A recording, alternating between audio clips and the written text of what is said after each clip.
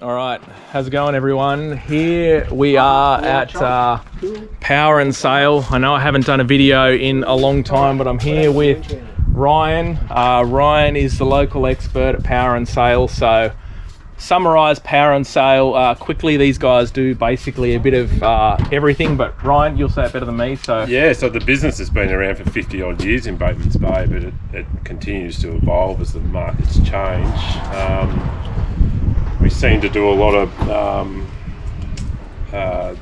bigger boat stuff nowadays, the 7 metre offshore boats, not forgetting about the little tinnies or the sailboats either, but hence why we're here this morning with Mark and his Caribbean project here. I'll summarise as well. So these guys, I would say, are probably the biggest supporter of the game fishing community around Bateman's Bay. So most of the people that are very serious about fishing tuna, marlin, all that sort of stuff, these guys are the guys that keep those boats on the water. On competition weekends and things like that, these guys sort of bend over backwards to help people out, and they've done things like that for me before, so definitely come and check these guys out.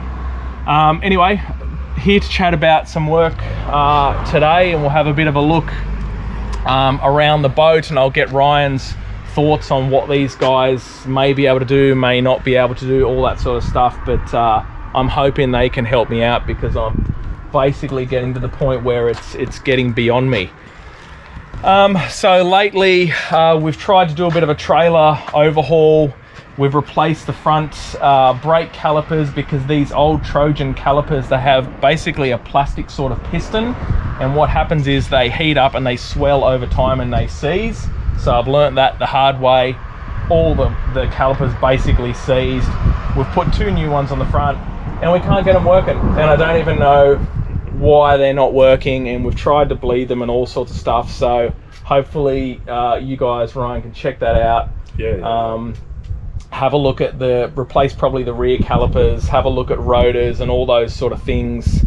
It's something that I probably could get right if I spent a lot of time on it, but it's turning into the biggest saga. So yeah, if you guys can do just a bit of a general trailer overhaul for me, that would be good. Next thing we need to talk about is transducers. So I basically ordered a through hull transducer recently, and it turned up and no one told me anything, and then it had all these labels where it said cannot be installed under engine due to heat reasons, and that's the only area I've got in this boat because it's an old school design. So what I'm thinking is we're probably going to have to get rid of that little guy there and probably go for a TM275 low high wide dual chirp. So the TM275 is good value because you get your low and your high wide in one. In a lot of newer boats, the flash boats, the $300,000 boats, a lot of people don't like having that transducer on the back of their boat just for aesthetic reasons. Yeah. No, I can understand it. But Airmar, the manufacturer, tells us that they're superior to a through hole because as a transfer mount, you can actually lower make the face of the transducer lower than the keel, whereas a through hole you're limited. Yes, and with a through hole with placement, it's a 5-inch hole through the bottom of your boat. If you get it wrong as far as aeration off a chine or something, that's a big problem. Whereas transfer mount a few screws and you can move it around. So I'm going to be guided by you guys on this one when you have a close look at it, but ideally I'd like to put it roughly in the same spot, or at least run the cables through the same area to not end up with 1,000 holes in the boat. And I know those transducers are heavy, and let's face it, I don't know what state that transom's in or whatever, so just do whatever you have to do to secure it. And you know what I mean, she might be pretty wet in there, who knows. So that's next thing, transducer. Okay, now I've got 2 basically tanks up in the top of here. They're not huge, but I want to plumb either one or both of those, and they'll need then some sort of overflow to let the water come out as well. No worries. So we can have a look at those. So to be used as bypass. Yeah, basically, yeah. So there's 2 of these. There's one either side. They're not huge, but they'll be better than nothing.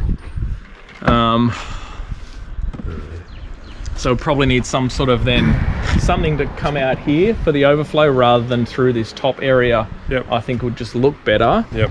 Now I do have a pickup down here, which is for a deck wash pump. Yep. So I don't know if we could potentially like put a Y joiner in and I don't know, up to you, just have a think about it.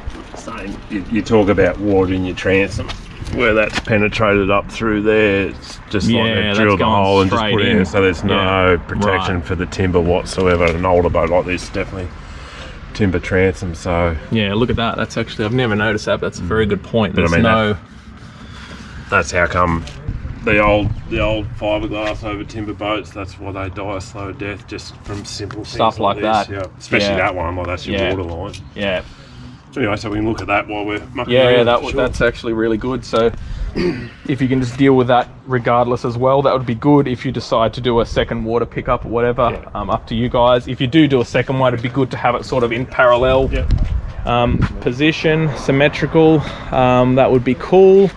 And then also steering wheel. Basically, I've got, at the moment, it's got this the steering wheel bolts under, it's kind of like a square nut, some old Mercruiser Yep. nut. And I've got a new steering wheel that I've just dropped off inside, which is a taper type. Yep. So what I'm hoping, because the whole steering system is like hydraulic, brand new, works well, I'm hoping that you guys can just change that little helm mechanism in there without sort of changing the whole thing, and get that new wheel on. Yep. That would be cool if you could do that. And then probably the biggest challenge of all is custom fuel tank. I know we've discussed this before. Yep. And what I really would like is a custom either alloy or stainless fuel tank that fits in the factory cavity, but takes up as much room in there as possible, as you know, physically possible, even if it needs some funky little dip down bits for fuel pickups or whatever. Yep. Needs to be done. But I also don't have a working fuel pickup as well at the moment, so I have no idea what I've got left and stuff like that. So I would love a new custom fuel tank. I tell you what, that's probably going to break the bank, I think. Anyway, for now. But does that all sound doable? Yeah, no, Ryan? it's all just everyday jobs. There's obviously the fabrication of a fuel tank we don't do here. We subcontract that to the correct people. And the same as brake lines and things like that. There's a lot of stuff we can do, but the things that need specialty tools or that expertise, so to speak, the resources in Bateman's Bay, there's nothing that can't be done. Yeah, So, yeah.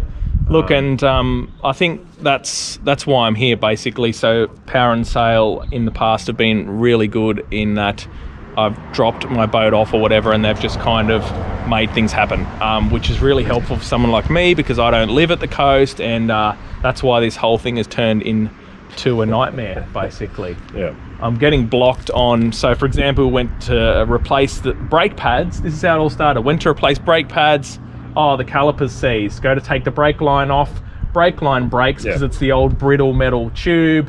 Can't get a new one. It's just one thing has snowballed into the other. But that's anyone that owns a boat experiences the same. All right, so what do you think, Ryan? Like, give me a rough time frame on, do you have any idea, like, what sort of time frame to get this work done? I think most of the things we spoke about is quite basic. The fabrication, we're at the mercy of the fabricator and what his workload's like.